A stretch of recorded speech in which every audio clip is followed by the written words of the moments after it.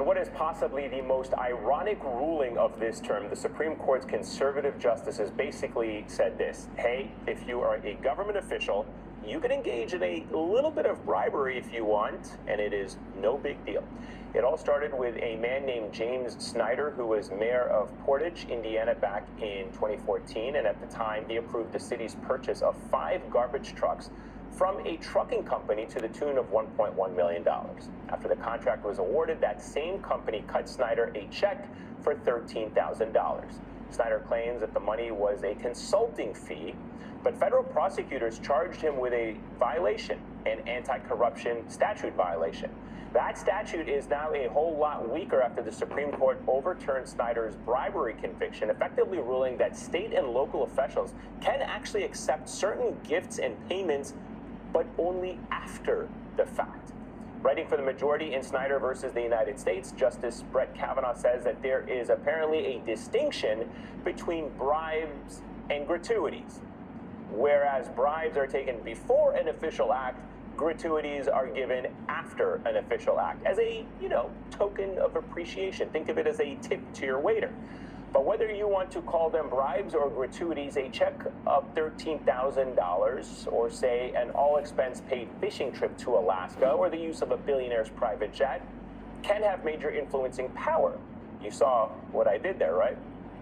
I guess if Samuel Alito or Clarence Thomas were to have written the opinion, it would have been a bit too on the nose. Barbara F. Walter and Ian Millhiser are back with me to discuss this. Ian, I'll start with you and your recent piece in Vox about this, because that's what caught my attention to it. Break down this ruling for us. How much will this change how things are done in politics? Oh, man. What can I say about the Supreme Court that Kendrick hasn't already said about Drake? They not like us. They fly around in their private jets. 2 of them are just monstrously corrupt, and they've never met a corruption case where they don't come down on the side. You think of Citizens United.